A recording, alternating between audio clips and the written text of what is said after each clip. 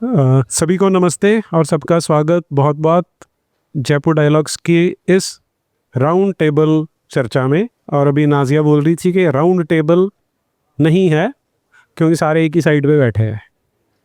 तो मैं आपको याद दिला देता हूँ कि जो एक बड़ी फेमस पेंटिंग है लियोनार्डो डा विंची की, जिसे बोलते हैं द लास्ट सपर, उसमें भी ऐसा एक लंबा सा टेबल है, बीच में जीसस बैठा है, 6 इधर बैठे हैं उसके चेले, 6 इधर बैठे हैं। वो दुनिया का एक ही डाइनिंग टेबल है जिसमें सारे एक ही साइड में बैठ के खाना खा रहे थे।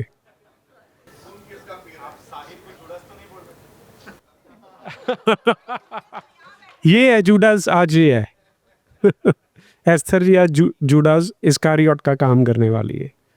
इन्होंने बेच दिया जीसस को फॉर 30 पीसेस ऑफ सिल्वर। नहीं, ये we are the people of the book, we don't deviate. अगर तब 30 पीसेस ऑफ सिल्वर थे तो आज भी 30 पीसेस ऑफ सिल्वर ही रहेंगे। ओके जी, तो लेट अस स्टार्ट।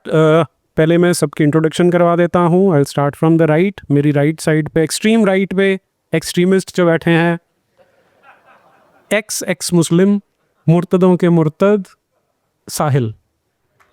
ये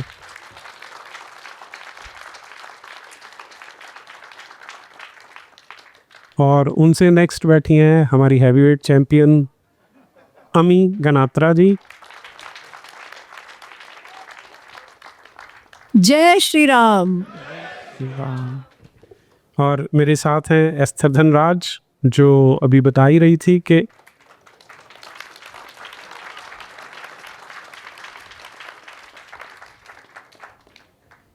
ये जूडास इस्कारियोट वाली काम करने वाली हैं। मेरे लेफ्ट साइड पे है नाज़िया इलाही जी। हर हर महादेव। और उनके आगे हैं विनोद जी, जो स्ट्रिंग रिव्यूज चलाते हैं पैनल से। Am I visible? I didn't say I'm audible. I'm sure I'm audible. But the round table lights are a little dim. अभी इन पर अल्लाह का नूर नहीं बरस रहा है तो अंधेरे में। ये अगर इस्लाम कबूल कर लेते हैं और जन्नत में जाते हैं तो आबे जमजम में इनकी सफाई हो के फिर वाइट करके अंदर भेजाएंगे। इसका मतलब रंग भेद तो वहाँ भी होता है। ओके जी, तो अच्छा, मेरी आवाज़ कम आ रही है? अब ठीक है, बेटा। आज जो हमारा विषय है, जो टॉपिक है हमारी डिस्कशन का, वो है इस्लाम एंड क्रिश्चियनिटी एंड सनातन धर्म वर्सेस सनातन धर्म भी बोल सकते हैं, लेकिन हम तो सेकुलरिज्म को मानने वाले हैं, ऑल रिलीजन्स आर सेम की बात करते हैं, तो क्योंकि हम बचपन से गधे हैं। लेकिन इस सेशन में हम इसी को समझने की ट्राई करेंगे कि ये जो ऑल रिलीजन्स आर सेम का जो वड़ा पाव खिलाया गया बचपन से, ये कितना ठीक है, ये कितना गलत है। और इसमें मैं फिर से, क्योंकि हमारी एक परंपरा रहती है कि हम महिलाओं से ही स्टार्ट करते हैं, तो अमी जी यदि अनुमति हो तो आपसे स्टार्ट करेंगे हम, कि जब हम सनातन धर्म की बात करते हैं तो अगर आपको ब्रीफ में बताना हो कि क्या हैं एसेंशियल एलिमेंट्स या जिन्हें हम नॉन नेगोशिएबल बोल सकते हैं, उनसे स्टार्ट करें अगर हम। नमस्ते नीरज जी और आप सभी को, और फिर से एक बार जय श्री राम आप सबको। मैं एक ऑब्जर्वेशन से बात मेरी शुरू करना चाहती हूँ। जो आपने अभी सर्वधर्म वड़ा पाव वाली जो बात कही, राइट, तो ऐसा क्यों है? इनहेरेंटली हम इंक्लूसिव हैं, वो ऐसा क्यों है? आप देखिए, हम सबके घर में हमें ये उदाहरण मिल ही जाएंगे कि एक ही परिवार है, पर एक जन होगा वो शिव जी की प्रार्थना करेगा, एक जन विष्णु जी की करेगा, कोई बोलेगा नहीं मैं तो देवी भक्त ही हूँ, कोई केवल गणपति की पूजा करेगा, कोई बोलेगा मैं तो किसी भगवान में नहीं मानता, मैं निरीश्वरवादी हूँ। पर फिर भी हम सब एक साथ बैठ के खाना खाते हैं। क्या किसी को ये लगता है नहीं मेरे लिए तो विष्णु ही सर्वश्रेष्ठ है, जो वो महादेव की पूजा करता है मुझे उसको कन्वर्ट करना पड़ेगा? ऐसे कहीं पर भी आपने देखा है? और आप सबने देखा है आपके परिवार में कि हम सभी एक ही परिवार में अलग अलग भक्त अलग अलग देवताओं के भक्त हैं और हम बहुत शांति से रहते हैं। पर क्या ऐसा आपने कहीं भी देखा है कि एक क्रिश्चियन परिवार हो, वहाँ एक प्रोटेस्टेंट है, एक जेहोवा विटनेस है, एक वो बैप्टिस्ट वाला है? आपने कहीं पर भी देखा है क्रिश्चियनिटी के अंदर? क्रिश्चियनिटी के अंदर क्या आपने मुसलमानों में देखा है कि एक शिया है, एक सुन्नी है, एक इस्माइली खोजा है? ये हो ही नहीं सकता। ये केवल सनातन धर्म में ही होता है, क्योंकि जो वैदिक सूत्र जो है एकम सत बहुधा विप्रा वदंती, ये इसका कॉन्टेक्स्ट क्या है? इसका कॉन्टेक्स्ट ये है कि अगर आप वेदों में देखें तो बहुत सारे जो देवता हैं, इंद्र, वरुण, सूर्य वगैरह वगैरह, उनके परिप्रेक्ष्य में ये कहा गया है कि आप अलग अलग देवताओं के नाम कहते हैं, अलग अलग यज्ञों में उनको बुलाते हैं, पर ये अंततः सब एक ही है। अंततः ये सब जो है वो उस ब्रह्म का ही रूप है, क्योंकि उपनिषद में फिर वो ब्रह्म तत्व की बात आती है। इसीलिए इनहेरेंटली हमें ये एक्सेप्ट करने में बिल्कुल ही परेशानी नहीं होती कि कोई भी क्यों ना हो, कोई ही देव क्यों ना हो, हम उनको मान सकते हैं। इसलिए भले आज क्योंकि हम उसका नुकसान भुगत रहे हैं तो हमको लग रहा है अरे हम all religions are the same, all religions are the same की बात करते हैं, पर इसका मूल कारण ही ये है कि हमने अपने जैसा ही सबको समझ लिया। जैसे हम हैं वैसे ही सब है। जैसे हम कोई शिव को मानता है, विष्णु को मानता है, वैसे ही जीसस को मान लो, वैसे ही आप अल्लाह को मान लो, कौन सी बड़ी बात है। पर ये हमारा इनहेरेंट इंक्लूसिविटी का जो थॉट है वो हमने सबको एक्सटेंड कर दिया, क्योंकि हम जानते नहीं हैं उनको क्या है। ये सबसे बड़ी बात है। तो जब हम इस्लाम, क्रिश्चियनिटी, हिंदू धर्म की बात करते हैं तो ये हमें कभी भूलना नहीं चाहिए कि इंक्लूसिविटी अच्छी है और वो हमारे बीच तो रहनी ही चाहिए। We don't have to become Abrahamicise whatever, right. परंतु आज हम डील किसके साथ कर रहे हैं ये भी हमें देखना पड़ेगा। दूसरी एक बात मैं कहती हूँ जो मेरे लिए हिंदू धर्म का सबसे महत्वपूर्ण कॉन्सेप्ट है, वो है कर्म सिद्धांत। आप देखिए, भले ही हम स्वर्ग, नर्क और सब बात करें, ठीक है, we do not have eternal hell and eternal heaven. और एटर्नल हेल और एटर्नल हेवन से क्या होता है, हमको कहा जाता है, या जिन में होता है हमको कहा जाता है ये काम आप ऐसे नहीं करोगे, अच्छे बुरे की बात ही नहीं है, लिखा हुआ नहीं करोगे तो एटर्नल हेल, लिखा हुआ करोगे तो एटर्नल हेवन। कुछ सोचना ही नहीं है ना। You are in constant fear, क्योंकि एक ही ऑप्शन है। अपने को तो बार बार हम तो आ जाते हैं, जन्म ले लेते हैं, पर ये तो एक ही ऑप्शन है, नर्क में चले गए तो चले गए।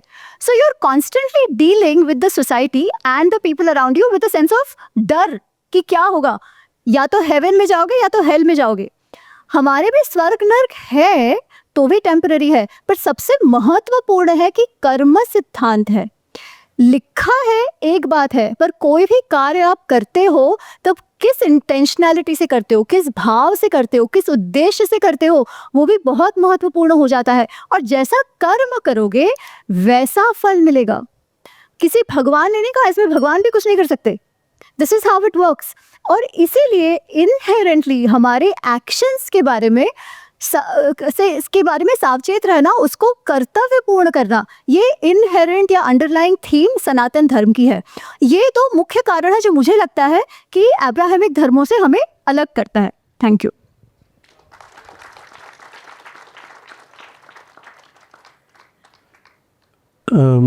मुझे लगता है कि अब हम साहिल से पूछेंगे। साहिल, ये जो अभी आपने सुना, ये आपको तो अच्छा नहीं लग रहा होगा, क्योंकि आपको अल्लाह का खौफ खाना होता है और उसी में रहना है।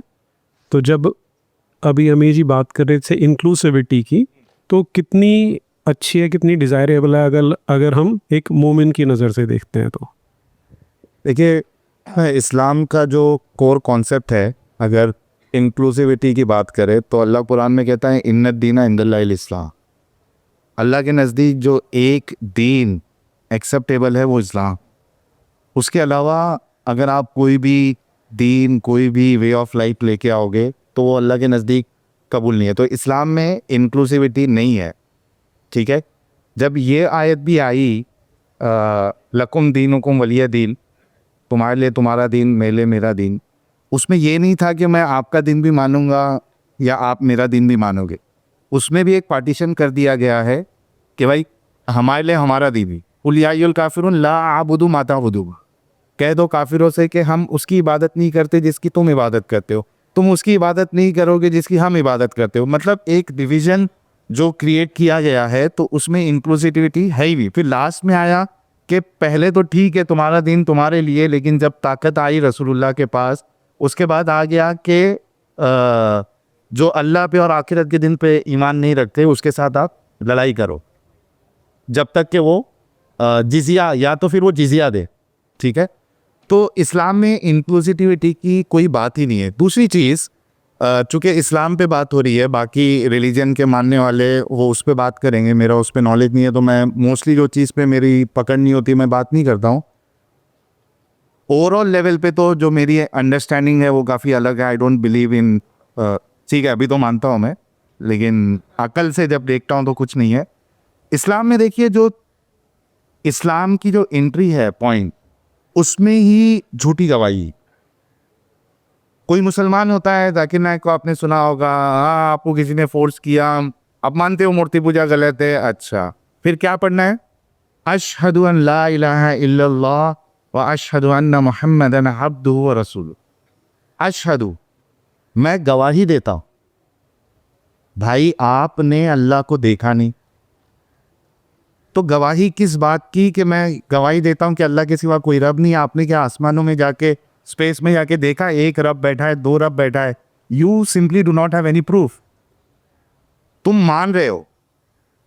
फिर अशहदु अन्ना मुहम्मद अब्दुहु व रसूलुहु, मोहम्मद साहब जो अल्लाह के बंदे और रसूल है। मैं गवाही, मैंने रसूलुल्लाह को देखा ही नहीं, मैं कहाँ से गवाही दूँ? तो गवाही ही जो एंट्री पॉइंट है वहाँ ही झूठ है। लेकिन हम मुसलमान हैं, हमें मानना है। हालांकि आप देखिए इसमें, मतलब जो सोचने वाले वो ये कहेंगे, मैं नहीं कह सकता मैं मुसलमान हूँ, सोचने वाले ये कहेंगे कि भाई इस्लाम में हिपोक्रेसी भर भर के पड़ी है। यानी कुरान में आप देखेंगे जब कभी काफिरों की बात होती है, अल्लाह जब काफिरों की बात बताता है, उसमें ये कहता है कि ये लोग सोचते नहीं है, ये लोग गौर नहीं करते। फिर प्रूफ भी मानता है अल्लाह। कुरान में अल्लाह कहता है कुल हातु बुरहानकुम इन कुंतुम सादिकीन, आप कह दीजिए कि अगर वो सच्चे हैं तो प्रूफ लेके आए। किस बात पे था? यहूदी कहते थे कि हमको सिर्फ अगर जहन्नम भी मिलेगी, हेल मिलेगा तो 40 दिन के लिए मिलेगा, उसके बाद हम मुक्त हो जाएंगे। तो अल्लाह कहता है कुल हातु बुरहानकुम इन कुंतुम सादिकीन। फिर ईसा अलैहिस्सलाम के बारे में अल्लाह कहता है कि ये ईसाई ईसा अलैहिस्सलाम को अल्लाह के साथ शरीक करते हैं, उनको रब मानते हैं। वो तो खाते थे, उनकी माँ खाती थी, तो खाने वाला रब कैसे हो सकता? अब देखने में तो बहुत अच्छी बात है, यार क्या लॉजिक लगा रहा है, लेकिन ये सारा लॉजिक जो लगाने का जो टीचिंग है कुरान में, वो काफिरों के लिए है, मुसलमानों के लिए नहीं है। मुसलमानों के लिए क्या है? समिअना व अताना, हमने सुना और हमने माना। रसूलुल्लाह के पास एक शख्स आया और रसूलुल्लाह ने बताया कि भाई आपके दिल में ख्याल आता है कि यार ये पेड़ पौधे किसने बनाए, ये इंसानों का पूरा सिस्टम, ये पहाड़ किसने बनाए? तो आपको खुद जवाब मिलेगा अल्लाह ने बनाया। फिर उसके बाद आप चांद सितारों को देखोगे, सूरज को देखोगे, किसने बनाया? अल्लाह ने बनाया। ऐसा कर करके एक एक सवाल आपके जहन में आता जाएगा और आप जवाब देते जाओगे अल्लाह ने बनाया। फिर उसके बाद आपके जहन में सवाल आएगा कि फिर अल्लाह को किसने बनाया? तो रसूलुल्लाह कहते हैं यहाँ रुक जाना है, क्योंकि शैतान तुमको क्या कर रहा है? वसवसे डाल रहा है।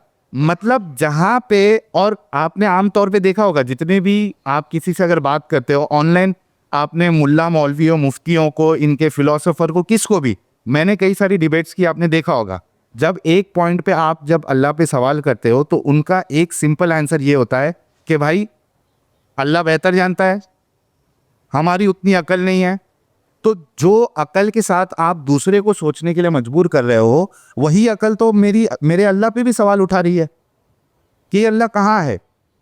स्पेस तो इनफाइनाइट है भाई, तो बैठा किधर है अल्लाह? और अल्लाह का कॉन्सेप्ट है, इस्लाम का कॉन्सेप्ट है कि जो खुदा है वो मखलूक से जुदा है, खुदा मखलूक में नहीं है। हिंदुज़म का जो छोटा मोटा कॉन्सेप्ट मेरे को ये मालूम है कि हर जगह है भगवान, कन कन में। तो इस्लाम का अल्लाह जो है वो कन कन में नहीं है, वो तो मखलूक से जुदा है। तो जुदा है तो है किधर? नहीं, अर्श भी है तो अर्श तो समझो मखलूक है, मखलूक का एंड किधर है?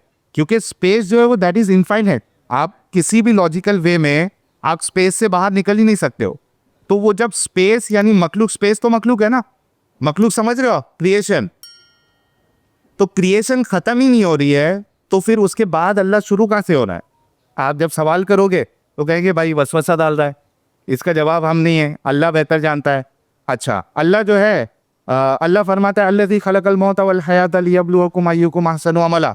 हमने मौत और ज़िंदगी इसलिए अता की ताकि देख सके तुम में बेहतर अमल कौन कर सकता है, टेस्ट लेना है। सवाल होता है क्यों टेस्ट लेना है अल्लाह को? नहीं, वो अल्लाह बेहतर जानता है।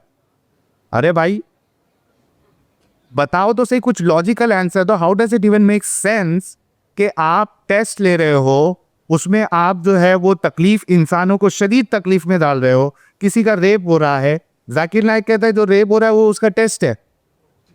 जिस बच्ची का रेप हो रहा है वो भी उसका, ये कैसा टेस्ट है? रेप लेके कौन करा के टेस्ट करता है भाई? तो अगर आप अकल से देखो तो इस्लाम का पूरा कॉन्सेप्ट जो है वो इलॉजिकल, नॉनसेंसिकल, ये हकीकत है। लेकिन चूंकि हम मुसलमान हैं तो हमें मुसलमान होने की जो सबसे बड़ी शर्त है वो ये है कि आपको दिमागी अपंग होना पड़ेगा। बहुत बढ़िया। आपको अकल को अपने टाटा बाय बाय करना पड़ेगा, तब जाके आप मुसलमान हो सकते हो। अकल वाला कभी भी मुसलमान नहीं हो सकता। तो जितने भी, चाहे वो पढ़ा लिखा हो, जज होने दो, वकील होने दो, डॉक्टर होने दो, साइंटिस्ट होने दो, फिलोसोफर होने दो, किसी भी टाइप का, एक अनपढ़ मुसलमान हो, रिलीजियस मुसलमान हो यानी अमल करने वाला, 5 टाइम का नमाजी हो, या वो रिलीजियस नहीं है, सारे के सारे जब इस्लाम की बात आएंगे 110% दिमागी अपंग है। ये मेरा दावा है। मैं मुसलमान होते हुए किसी भी, कोई भी बड़ा आलिम, इनका कोई भी लेवल का आलिम, कोई भी फिलोसोफर हो, मैं उसको इस बात पे डिबेट कर सकता हूँ कि मुसलमान होने के लिए आपको दिमागी अपंग और अंधविश्वासी होना ज़रूरी है। तो इस्लाम में जो है, एक तो जो स्टार्ट हुआ था कि इसमें इंक्लूसिविटी बिल्कुल नहीं है, और ये पूरा का पूरा खेल जो है वो झूठी गवाही और दिमागी अपंगता और अंधविश्वास पे टिका हुआ है। जी।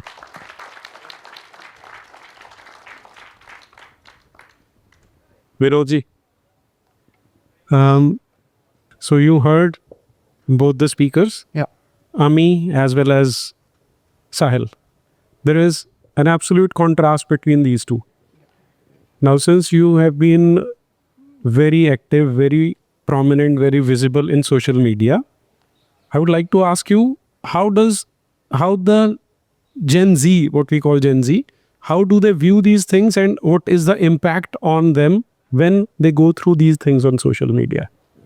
That's a very important question. Firstly, I'd like to appreciate our ex-Muslim brothers and sisters who are coming out daily and speaking out. He's not an ex-Muslim, he is a Muslim. I'm saying it's a huge round of applause for them. Whenever I see them, I feel them heroic.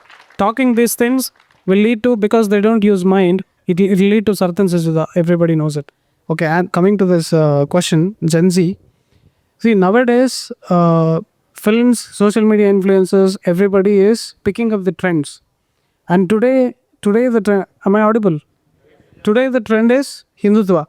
So movies are aligning to that line, Gen Z is aligning to that line, every social media influencer is aligning to that line, and without having an idea about what is Sanatan Dharma. So I'd like to throw some light on it. First thing is, Sanatan Dharma never talked about God at all. It only talked about science. Do you agree with me? If you look at the depth and core of Vedas, talks about what? Did it talk about any god? Talks about Indra. It talks about Agni, all the Devaganas in the form of science. When they talk about Indra, they are referring to zones of force in the cosmos. Agni is not cannot be literally taken as fire. They're talking about elemental form, which creates an impact. When it is infused with wind, what happens? It talks, there are lines where it says, in the bird, the wind traveling on the upper side of the wing and the below wing is faster. They're comparing, the sage is observed to that point. And that particular line, I can't articulate the exact line from the Vedas, but that particular line, when it gets stolen and goes to west, it becomes a formula for aircraft. Unfortunately, we have been taught that because of a pressure cooker thing in the home, they invented steam engine nonsense. but the thing is, damn thing is coming from Vedas. And the Gen Z kids who are fashionably posting about the Bhagavad Gita quotes, etc., they have no idea about Hindutva, Sanatana Dharma. Very few people have any idea about it. People who know the depths of Sanatana Dharma, you can't find them on YouTube. So this has to be kept in mind, because we are on the creator side and you're on the consuming side. Whenever you see somebody posting content, you should actually see where that person is coming from. Is there any idea about Sanatana Dharma? Because these are the people who can be easily converted. If we talk 5 minutes logic with them, they will change the religions. And empowering them and making them heroic because they are posting the Hindutva content. Not because they are a fan of Sanatana Dharma, because Hindutva is in trend. If you post Hindutva, you will become viral and people will... I've seen people who are calling them Hindu tigers, Hindu legends, all this nonsense, but end of the day, if you go and catch him, if they post about Himalayas, the guy would never have trekked Himalayas. He don't know what Himalayas means. What about the yogis, agoris who are sitting for years and ages and meditating in Himalayas? It's not fashionable to post a content about Hindutva to go viral. It's about, are you imbibing the content? Sanatana, we don't need spiritual celebrities. We need people who embody internalize the Bhagavad Gita or whatever is said in the Vedas. You know your friends, if you talk to them in the conversation, God is only about a personal affair of transaction, going and begging him, I want this, I want that. But if you truly understand, look deeper, it's a science. They're talking about going inward. Like Sahilji is saying, the brainless lot has grouped and formed, the heavens across.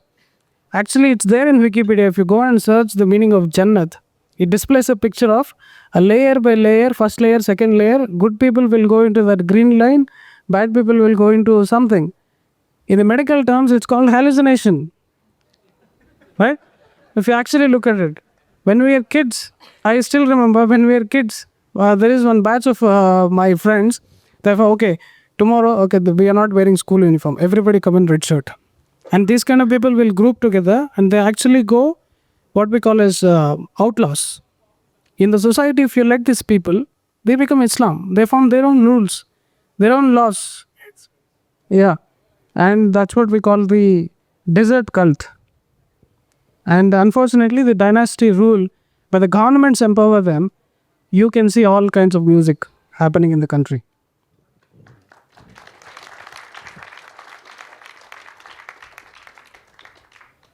जी इस बार का जो Jaipur dialogues का theme है वो है शत्रु बोध का, और इस्लाम पे बहुत बात होती है, हो भी रही है, थोड़ा शोर जैसा सुनाई देता है उसका, लेकिन जिसकी बात नहीं होती या बहुत कम होती है वो है क्रिश्चियनिटी.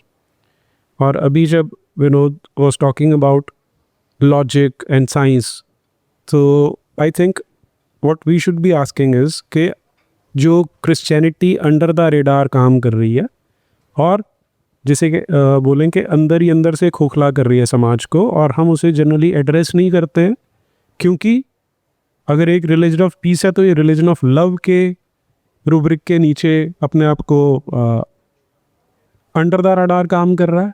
और फिर कुछ लोगों का बोलना है कि क्योंकि वेस्ट में इतना प्रोग्रेस हुआ तो Christianity is related to somehow science and logic.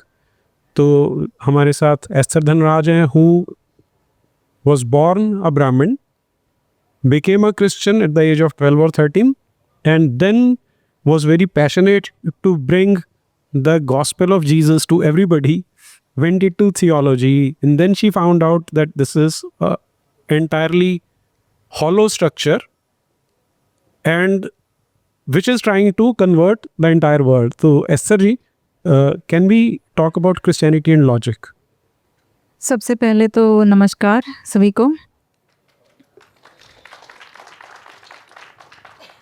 See, Neeraj ji, you should never use Christianity and logic in the same sentence. Okay?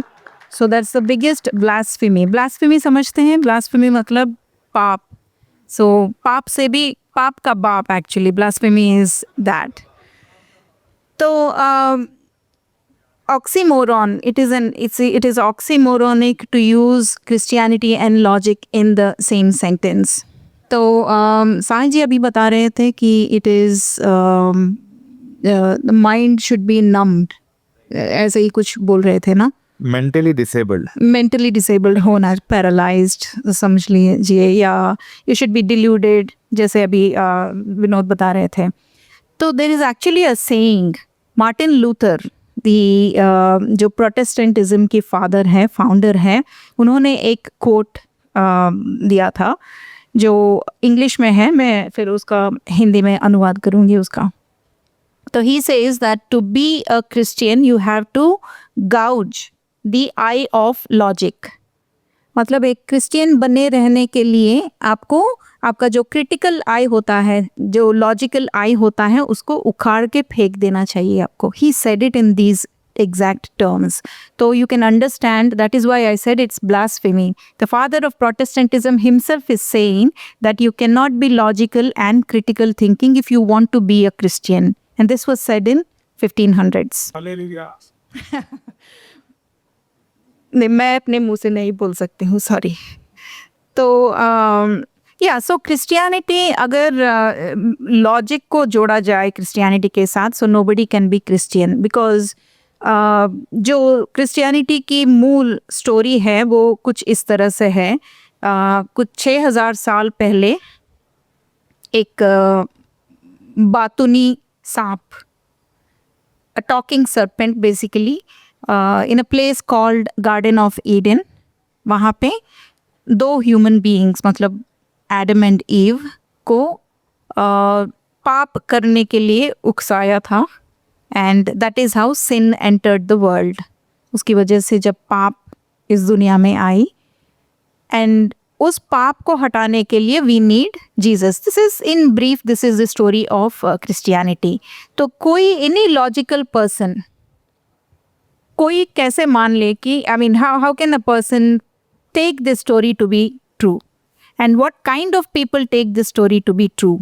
This is literally, ये एलिगोरी नहीं है, ये मेटाफोर नहीं है, this is not mythology to talk about a higher truth, ऐसा कुछ नहीं है।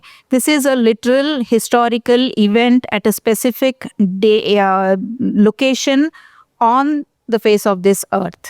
तो जब तक आप इसको लिटरल नहीं मानोगे, you can not be a Christian. So there's no logic in this. Now this is just a small example of the absurdities of Bible. So one of the reasons Christianity अभी जो ख़त्म हो रही है waste में is because of this absurdity of its doctrines.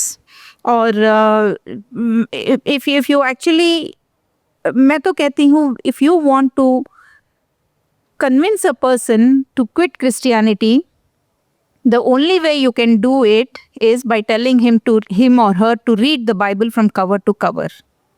अगर कोई ध्यान से with open mind पढ़ ले, even if it is a Christian, then they will quit Christianity. That is how absurd it is. और लॉजिक, लैक ऑफ लॉजिक इसकी केवल इसके बाइबल में नहीं है, जिस तरह से ये प्रैक्टिस किया जाता है आज, उसमें absurdity है. There is no logic in it. In its history there is no logic. Bloodshed तो है ही, but there is no logic in its in the way the history proceeded about Christianity. So there's nothing about Christianity, ना उसकी history में, ना उसके theology में, ना उसके प्रैक्टिस में, और ना ही जिस तरह से द प्रीस्ट्स एंड ऑल जिस तरह का लाइफस्टाइल जीते हैं ना उसमें. तो जड़ से अगर उखाड़ के हमको आज क्रिश्चियनिटी को फेंकना है, तो we can only counter it through Christianity. तो मैं this is what I use in my counselling. So मैं बच्चों को काउंसलिंग करती हूँ. The kids that are from good Hindu homes had good upbringing, Hindu upbringing. जब मैं good बोलती हूँ, the goodness is they have gone to Chinmaya mission. They have gone to Gita classes in their childhood. They have been sent there. But then they go to colleges, and वहाँ पे there are Bible study is a big thing on college campuses. And then they get declared themselves. They start identifying themselves as Christians. So that is when the parents approach me. So the first thing I tell the parents is, give them a Bible, because none of these kids have ever looked inside a Bible how it looks. They only digest what has been given to them during these Bible studies. So the first thing I tell them is give them a Bible, tell them to read it. And these are logical kids, these are Gen Z kids, right? They need everything to be logical, to be scientific. And जब वो Bible पढ़ेंगे तो अपने आप छोड़ देंगे इसको. But on the flip side, there is also this is also true कि as long as they are Hindus, they ask question कि why does Ganesha have elephant head? Why does Hanuman? I mean, isn't it absurd that Hanuman has flown to the sun? Sun. Right? So that story. They have so much difficulty in accepting that, but they have no difficulty in accepting that a serpent was talking just 6,000 years ago. So here is where we have to show to them that these are all literal stories. I mean, these are all literal happenings, historical happenings, and they don't have any logic in it. मैं यहाँ पे इसको ख़त्म करती हूँ and will wait for your next answer.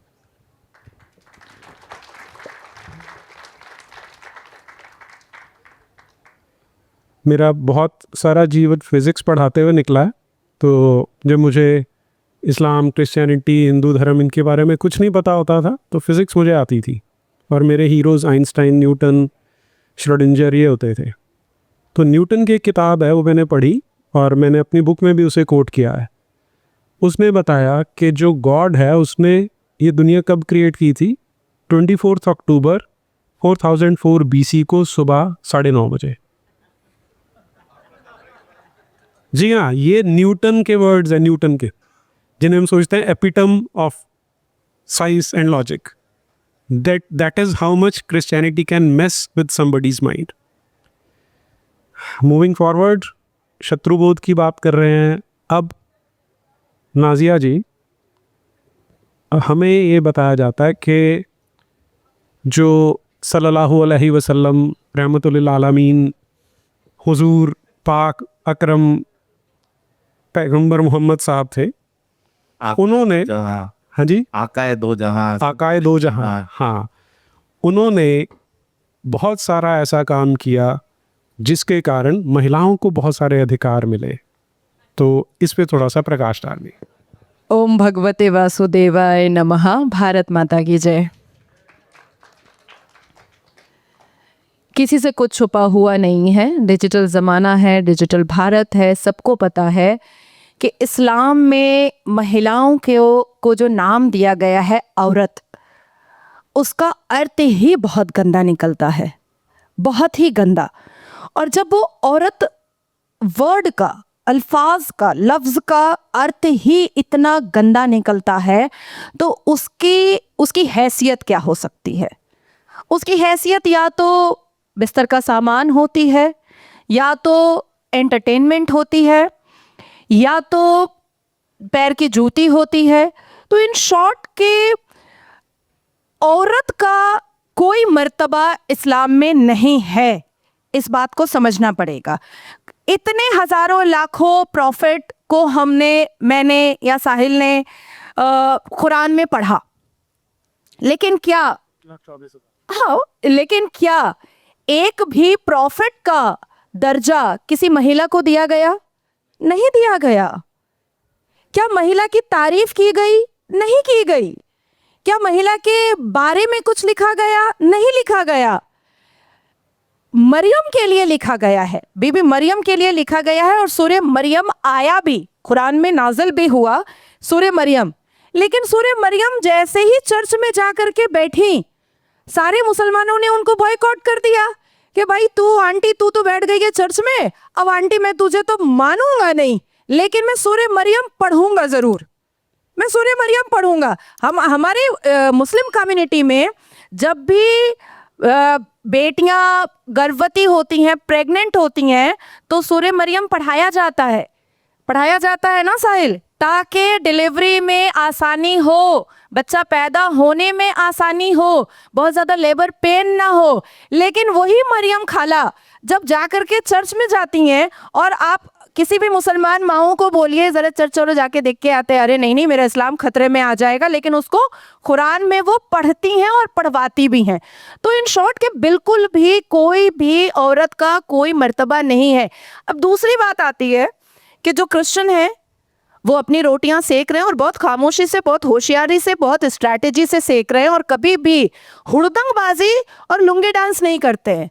बहुत बुद्धिमानी से वो अपनी रोटियां सेकते हैं और भारत को तोड़ने का काम करते हैं, पैसे भी खर्च करते हैं और पैसे देते भी हैं। मुसलमान जो होते हैं वो पूरा लुंगी डांस, मदरसा डांस सब कुछ नजर आता है और वो भी वही कर रहे हैं, भारत को तोड़ने का काम। लेकिन हिंदू क्या कर रहे हैं? क्या कर रहे हैं? झक मार रहे हैं। आप पछता रहे हैं। अब तक आप ये सोचकर पछता रहे हैं, अरे हमारे में तो सती प्रथा था, अरे हमारे में तो चाइल्ड मैरिज था, अरे हमारे में तो मनुस्मृति आ गया था, अरे हमारे में तो घूंघट था। अरे नहीं बाबा, आप में घूंघट नहीं था। मुगलों का जमाना आया तो हिंदुओं ने अपनी अपनी माता बहनों को घूंघट में ढका कि इन कटमुल्लों की नजरें खराब है, ये हमारी बहू बेटियों को उठाकर ले जाएगा, तो तुम घूंघट में रहो। एक जमाना था कि हिंदुओं की बहू बेटियां मुगलों से अपनी आबरू बचाने के लिए जौहर किया करती थी, अपने आप को अग्नि में समर्पित किया करती थी। और आज एक जमाना आया है कि करीना कपूर शादी करती है सैफ अली खान से और उससे तैमूर पैदा करके अपने आप को बहुत बड़ी इज्जतदार समझती है, बल्कि सैफ अली हमारे मुंह पे तमाचा मारता है और 120 करोड़ हिंदुओं के मुंह पर तमाचा मारता है कि तुम मुगलों को गाली देते हो और मैं तुम्हारे हिंदू बेटियों के कोख से तैमूर और जहांगीर पैदा करके खड़ा करवा रहा हूं। देखो देखो क्या कर रहे हैं हिंदू। 1817 में द इंडियन ब्रिटिश हिस्ट्री एक बुक आई, 3 वॉल्यूम की आई, और उसमें जितने खुराफात भरे हुए थे उन खुराफात से हिंदू अपने आप को लिबरल सेक्युलर, अरे कितने दिन बनते रहोगे लिबरल और सेक्युलर? जब तुम्हारा धर्म नहीं बचेगा तो ये देश नहीं बचेगा। आज दूर से आप देखते हो, अच्छा बांग्लादेश में ना हिंदू बहु बेटियों को हाथ पैर बांध करके रेप किया, अच्छा सबके सर्कमसेशन को देख देख करके पहलगाम में मार दिया, खतना देख देख करके। भाई वो दिन आपके दहलीज पर आपके दरवाजे को नॉक कर रहा है, पर आप सोच नहीं रहे हो। लोहा लोहे को काटता है और हम जानते हैं कि इस्लाम के लोहे में हम वो जंग हैं जो उसको चूर करने के लिए काफी हैं। हम पूछते हैं अपने इमाम से, स्कॉलर से, हाफिज कुरान से कि प्रॉफिट मोहम्मद का खतना कब हुआ? बीबी आयशा की शादी हुई तो उनकी प्यूबर्टी हुई थी कि नहीं हुई थी? वो मेंढक की तरह उछलता है, तुम ये नहीं पूछ सकती है, तुम ये नहीं पूछ सकती, लेकिन हम पूछते हैं क्योंकि हम पछतावे में अपने आप को, अपने मुस्तकबिल को, अपने फ्यूचर को, अपने करियर को, अपने आने वाली मुसलमान बेटियों की जिंदगी को और बर्बाद नहीं होते देखना चाहते हैं, इसलिए हम पछतावे में नहीं है। आप भी पछतावे से बाहर आइए और अपनी अपनी बेटियों के लिए कम से कम अपनी अपनी बेटियों की आबरू को बचाने के लिए सनातन धर्म पर बहुत फक्र महसूस कीजिए। मैं तो अभी 8 साल से पाठ पूजा में लगी हुई हूं। इस बार जब मैंने दिवाली की पूजा की तो मैंने पंडित जी से एक एक चीजें पूछी। मैंने कहा कि मैं गणेश और लक्ष्मी जी की मूर्ति लेकर आई हूँ, उस पे चावल चढ़ा रहे हैं, उस पे फूल चढ़ा रहे हैं, उस पे गेहूं चढ़ा रहे हैं, उस पे फल चढ़ा रहे हैं।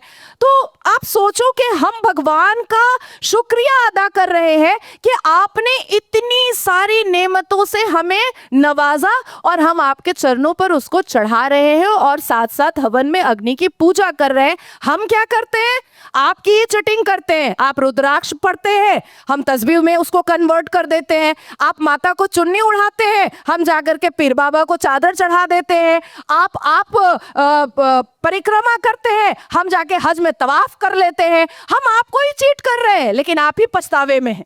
आप ही पछतावे में। हम आपको चीट कर करके आपको खत्म कर रहे हैं और आप पछतावे में डूब करके भारत का विनाश कर रहे हैं और अपना भी विनाश कर रहे हैं। इट्स बेटर कि अपने धर्म पर और अपने हिंदू होने पर और अपनी माँ के कोख पर और अपने हिंदुत्व पर, अपने भगवे पर घमंड महसूस करें और आगे बढ़ें।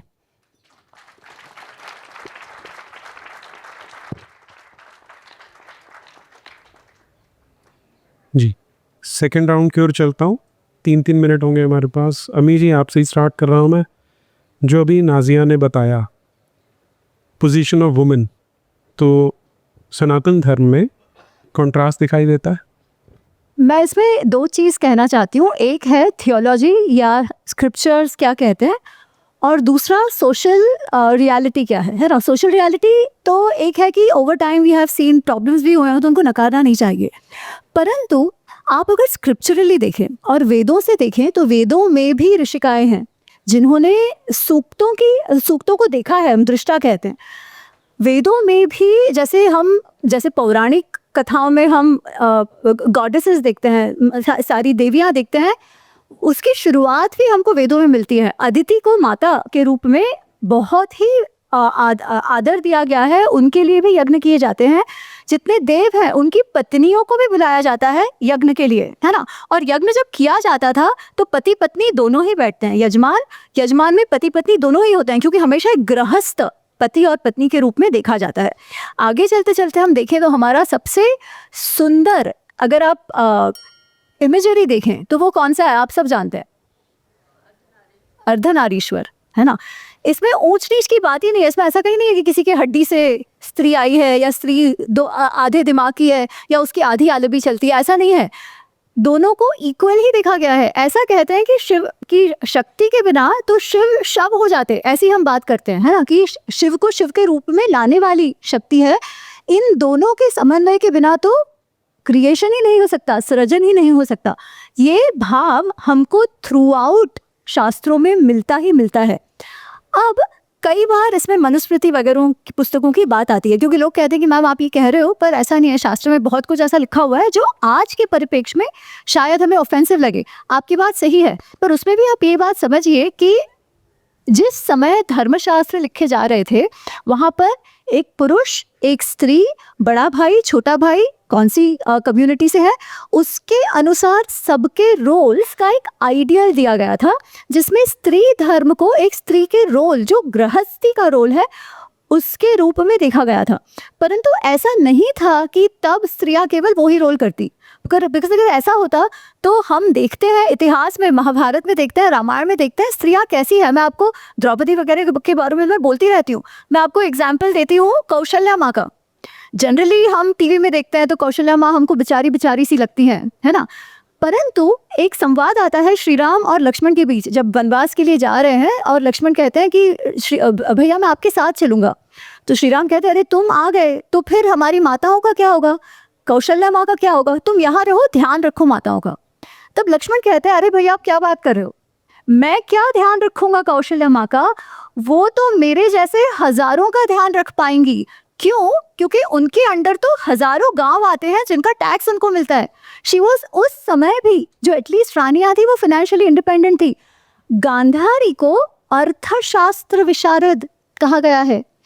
उस समय की बात है, तो पढ़ाया भी जाता था, स्किल डेवलपमेंट भी करा जाता था, और एम्पावरमेंट जो हम कहते हैं, एजेंसी की बात करते हैं, वो उस समय भी था। तो थियोलॉजिकली कभी फर्क एटलीस्ट स्टेटस में स्त्री पुरुष के बीच नहीं हुआ है सनातन धर्म में। Thank you.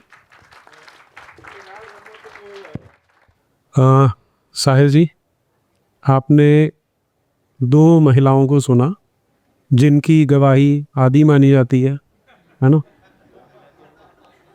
और नाजिया ने तो बोला कि कोई औकात ही नहीं होती महिला की। तो आप बताइए ज़रा, क्या सुंदर विवरण है महिलाओं का इस्लाम में, भले ही वो मरने के बाद हो या पहले हो। नहीं, ये नया नया मुसलमान बना है तो चिकनी चुपड़ी बातें मत करियो।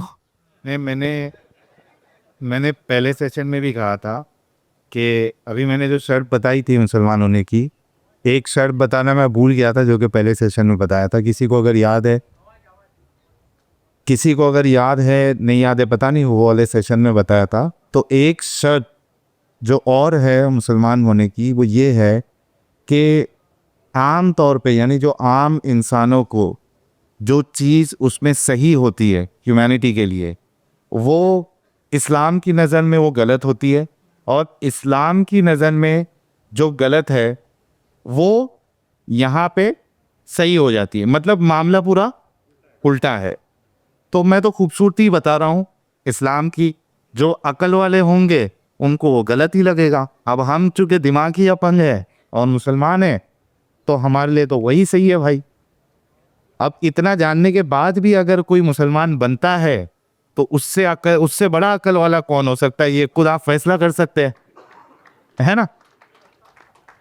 नाजिया कह रही थी कि इस्लाम में जो है ना कोई प्रॉफिट नहीं है, फीमेल प्रॉफिट नहीं है।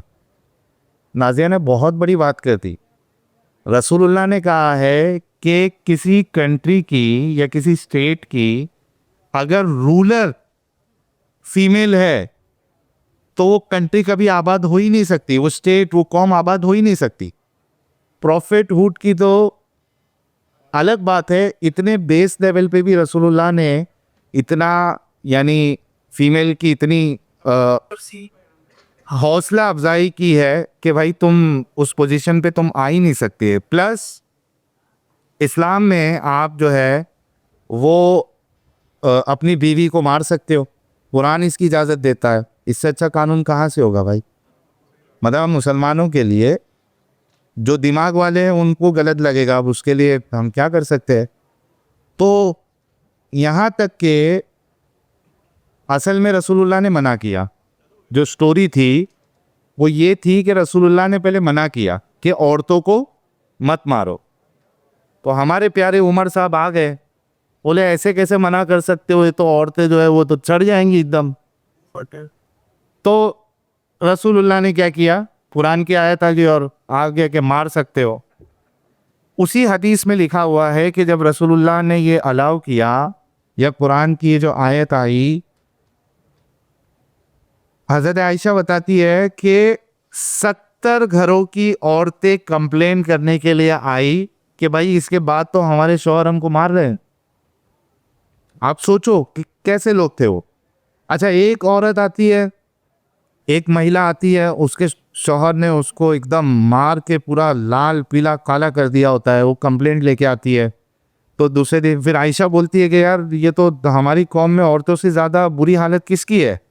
तो फिर वो शख्स भी आता है, तो पता चलता है कि वो लड़ाई झगड़ा इस बात का होता है कि इसकी पहले शादी हो चुकी होती है इस महिला की, और उसका जो करंट शौहर है वो कहता है कि भाई ये मुझे नहीं, वो उसको चाहती है, उसके पास जाना चाहती है। तो ये महिला कहती है कि भाई ये जो मेरा करंट हस्बैंड है, तो वो पल्लो जो है, आप लोग साड़ी पहने हो, ऐसा वो करके बताती है कि कुछ काम का ही नहीं है ये। अब देखिए, तो रसूलुल्लाह कहते हैं, फिर उसके 2 बच्चे होते हैं, तो वो रसूलुल्लाह बच्चे को देख के कहते हैं कि यार ये तो मैच हो रहा है। यानी रसूलुल्लाह की जो प्रॉब्लम सॉल्विंग जो उनकी टैलेंट था वो भी बड़ा मज़ेदार था। जब आप हदीसों का मुताला करोगे तो आपको पता चलेगा। तो यहाँ पे जो सवाल उठता है वो ये उठता है कि उस महिला को लाल पीला काला कर दिया, उस पे तो रसूलुल्लाह ने कोई सज़ा दी नहीं। तो इसमें महिलाओं को मारपीट करने का भी है। प्लस आप देखिए कि रसूलुल्लाह कहते हैं कि कोई महिला, कोई बीवी अपने शौहर को अपने पास आने से मना कर दे, यानी she denies the sexual intercourse, रात भर फरिश्ते उस पे लानत भेजते। ये तो इज्जत है, ये तो मर्तबा है रसूलुल्लाह ने औरतों को दिया हुआ है इस्लाम में, कि आप अगर मना भी कर देती हो, आप उसको आने नहीं देती हो, तो रात भर फरिश्ते आपको लानत भेजते हैं।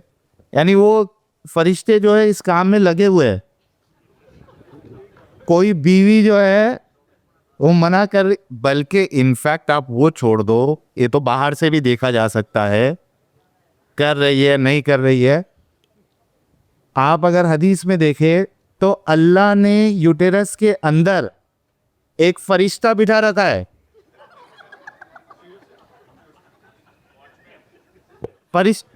वॉचमैन नहीं, अपडेट, हाँ वॉचमैन नहीं, अपडेट देने वाला ना, वो जब भी सेक्सुअल इंटरकोर्स होता है और उछलता पानी निकल गया, आई एम सॉरी, ये उछलता पानी वर्ड मैं नहीं बोल रहा हूँ, ये कुरान में है। अल्लाह ने तुमको उछलते हुए पानी से बनाया, तो जब उछलता पानी निकलता है तो फरिश्ता फटक से अल्लाह को अपडेट देता है, अल्लाह पानी आ गया। फिर उसके बाद उसकी जो रचना है वो स्टेप फिर रसूलुल्लाह ने बताया है कि फिर वो मेल फीमेल डिसाइड होता है, अच्छा बुरा कैसा क्या, वो सारे। तो बाहर से देखने की तो अलग बात है, हर मोमिना औरत के अंदर ही जो है एक फरिश्ता मौजूद है। तो हमारे लिए बिल्कुल लॉजिकल है कि हम मुसलमान हैं। जो आप लोगों के लिए इलॉजिकल है वो हमारे लिए लॉजिकल है, क्योंकि हमें मुसलमान होने के लिए दिमागी अपन और अंधविश्वासी होना पड़ता है और सही को गलत, गलत को सही मानना पड़ता है। तो यहाँ पे देखिए ये महिला की जो इज्जत। अच्छा, अभी एक जो हमारे मुसलमान भाई बढ़ते हैं, बस लास्ट एकदम, अब मैं शुरू होता हूँ तो ख़त्म होने का मौका नहीं मिलता। मसला ये लास्ट चीज़, अच्छा कहते हैं माँ के पैरों के नीचे जन्नत है, या आपने कई बार सुना होगा। मेरा एक छोटा सा सवाल है, माँ अगर हिंदू है, माँ अगर क्रिश्चियन है, माँ अगर एथियस्ट है, अब उसके पैरों के नीचे जन्नत होगी? यानी जन्नत जो है वो जहन्नम में रहेगी। जन्नत जो है वो तो जहन्नम ही है, क्योंकि शर्त यह है कि आपने शिर्क नहीं करना, अल्लाह के साथ किसी को शरीक नहीं करना।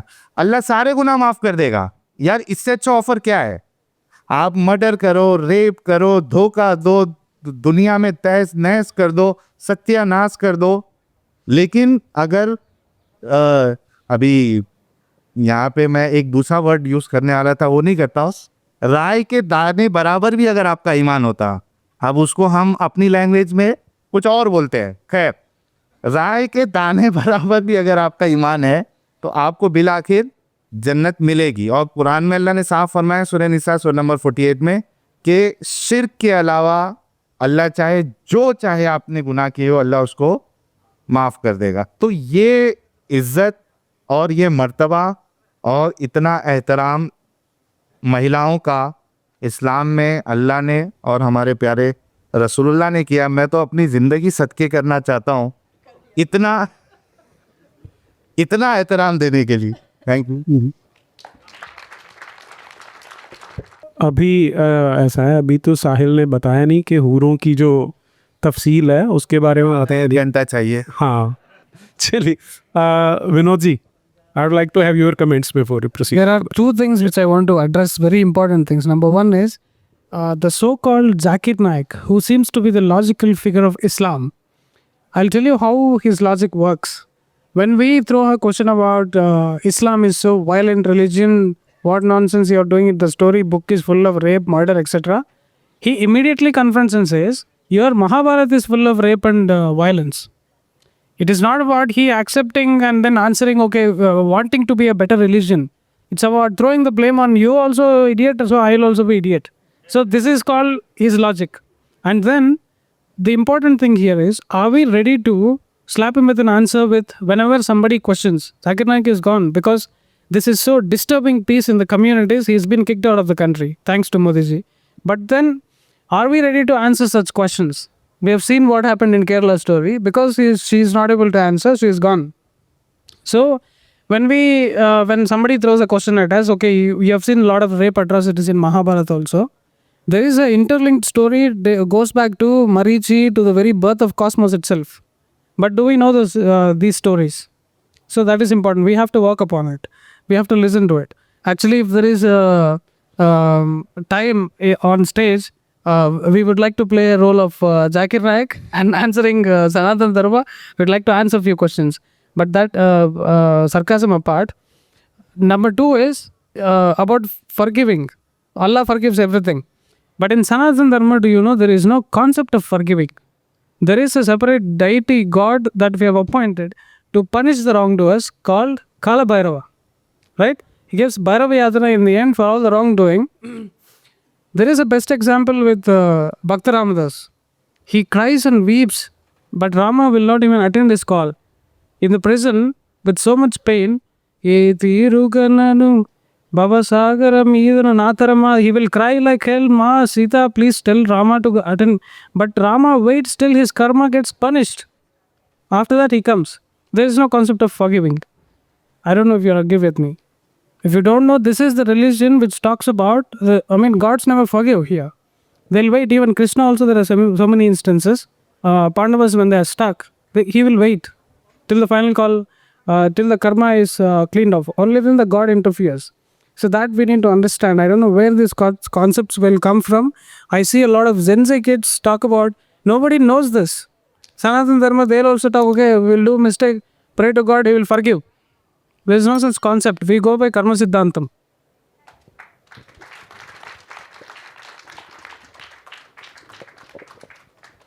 We have got some time constraints, तो मेरे पास 2 अभी participant बचे हैं. We'll just take 1 minute. Can I take only 10 seconds if you don't? 10 seconds. भाई ने जैसा भी बोला कि क्या आपके पास जो क्वेश्चंस ये लोग करते हैं like Zakir Naik and specially all Muslim. Shall we play? I'll play Zakir Naik. I don't want to play. I just want to give my 2 cents on this. See, whatever I know about Hinduism is that, there is no force in Hinduism. You don't force your children to go to temple and do prayers and all that. I know that. ठीक है?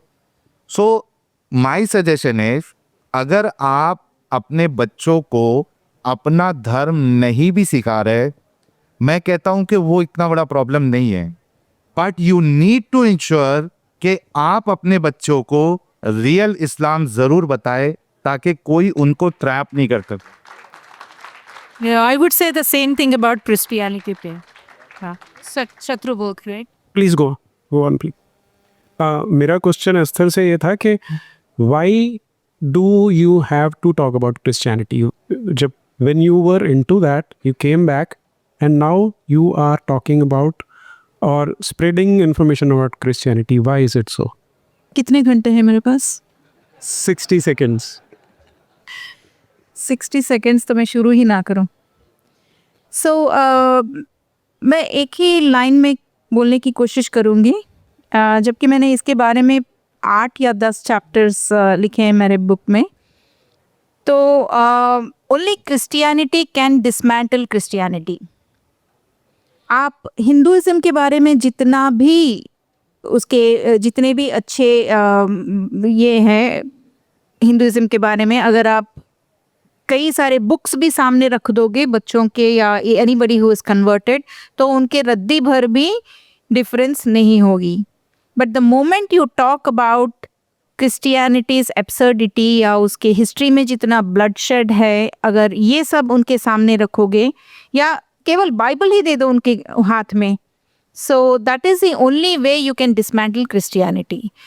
और अगर if you don't do that to your children, जैसे साहिल ने अभी बताया कि Hinduism के बारे में अगर आप कुछ भी नहीं बताओगे, that is still fine. But if you don't talk to them about the Abrahamic religions and ये जो डेजर्ट कल्ट है, इसके बारे में अगर आप उनको नहीं बताओगे तो we will not have future Hindu generations, नहीं बचेंगे. That is how grave the situation is. And when you're talking about Christianity, तो Christianity की बुराई के बारे में ही बात करो. I'll just finish in one by telling one instance. तो जब पेरेंट्स मेरे पास आते हैं तो मैं उनको मेरी मेथड समझाती हूँ. मेरा मेथड ये है कि मुझे हिंदुइज्म के बारे में कुछ पता नहीं, that I will talk to somebody else. I only know about Christianity. I know what you should not do. What you should do ये कोई और बताएंगे, जैसे अमी जी हैं. There are other people who know what to do, but I know what not to do with your children. तो मैं ये बताती हूँ कि look, जब आपके बच्चे मेरे सामने बैठेंगे, I am going to dismantle every claim of Christianity. There is no claim of Christianity that I cannot debate and win. तो मैं वो उनको डिसमेंटलिंग मैं करूँगी. तो पेरेंट्स मुझसे बोलते हैं नहीं नहीं नहीं, हमें किसी की बुराई नहीं करनी है, हमें किसी को ऑफेंड नहीं करना है, हमारे बच्चों में इतनी हेट्रेड मत भरो. And I said then take a walk. I am not the right person.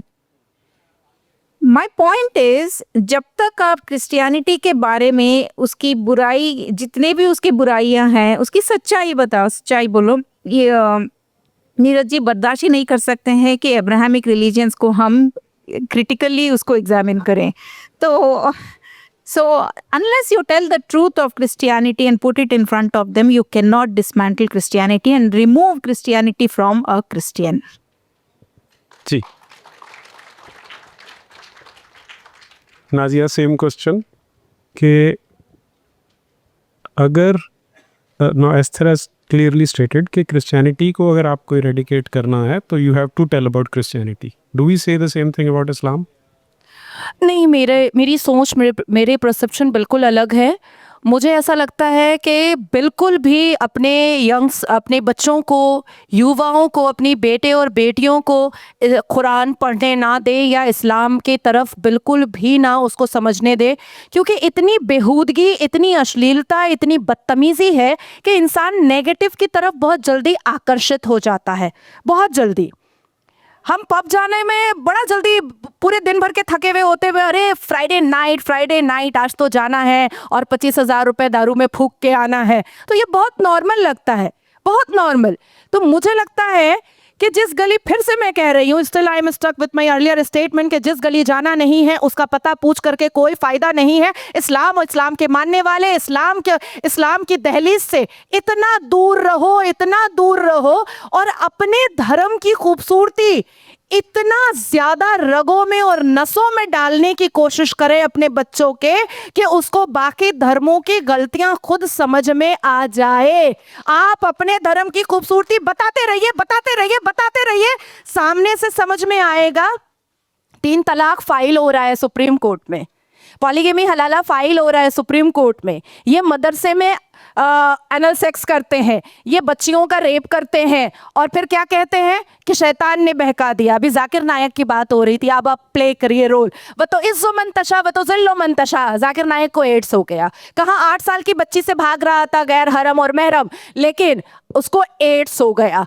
तो देखिए, बहुत मुझे लगता है कि जो लोग इतने बदतमीज हैं, इतने दिमागी अपंग हैं, उसको बॉयकॉट करना ज्यादा बेहतर है. तरस नहीं खाना है, ना समझना है, ना समझाना है. उसको ये एहसास दिलाना है कि तुम मेरी महफिल के हो ही नहीं, तुम दूर रहो, एकदम दूर रहो. जय जय श्री राम.